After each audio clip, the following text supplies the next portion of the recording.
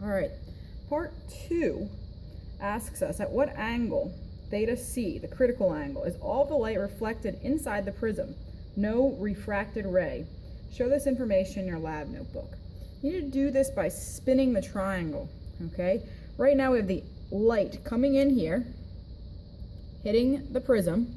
It's refracted, it exits here, okay? And then it bends again as it goes back into the air. In this part, we're going to ignore the coming in part. Draw it, but we're not really going to use it too much. We're going to look at this. After it's in the prism, it's going to bend again as it leaves. We want to know when is it no longer refracted and all of it is reflected, okay? So as I twist this, notice this light gets closer and closer until it's coming back, all of it's coming back. There's always a little bit you can kind of see being reflected, but at some point, all of it gets reflected back and nothing's out here being refracted. We want to find the minimum angle at which this happens. So this isn't the minimum angle, it's all happening here, but I want to know the smallest angle that it happens at. So here it's not happening, some of it's refracted coming out here. So I'm going to slowly churn it until it's just lined up there along the edge. Okay, so it's just lined up along the edge. That's my minimum angle, and then any angle after that's also all total internal reflection. Okay, so once I get it lined up perfect, okay, the minimum, hold down the top, trace it, okay, and then we're going to mark the lines. So hold down the top, trace 2 points to determine a line. So my light starts here, it hits there, exits here, okay, and then I bumped it a little bit. Okay, and then it's going right along this edge. Okay, so it's just the last line is just going like that.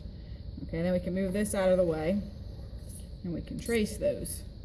So here came our light, it entered here, then it got bent and hit over here, and then it went that way. Now, we are this time worried about this part of it. It's already in here, and we want to figure out what angle is it completely turned inside. So we're going to draw our perpendicular over here. So here's my point. I need to draw the perpendicular, so I'll line it up. The 90.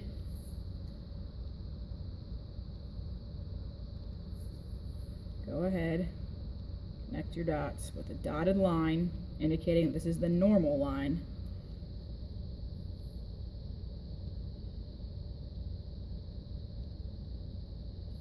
Okay, now I need to know this angle.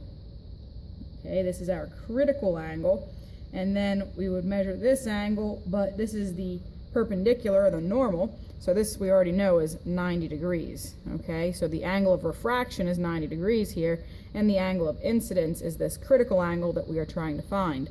Now, to solve, we need to know the n values. Well, we know n for air, we're approximating it to be 1. You found the index of refraction for glass in the last part, so you're going to use that for your n value on this side. All right, when you are finished, don't forget to go through the rubric to make sure that you have answered all parts. Okay, I've tried to give you some examples over here, but there are things in your rubric that you need to make sure you answer, and just go ahead and do that.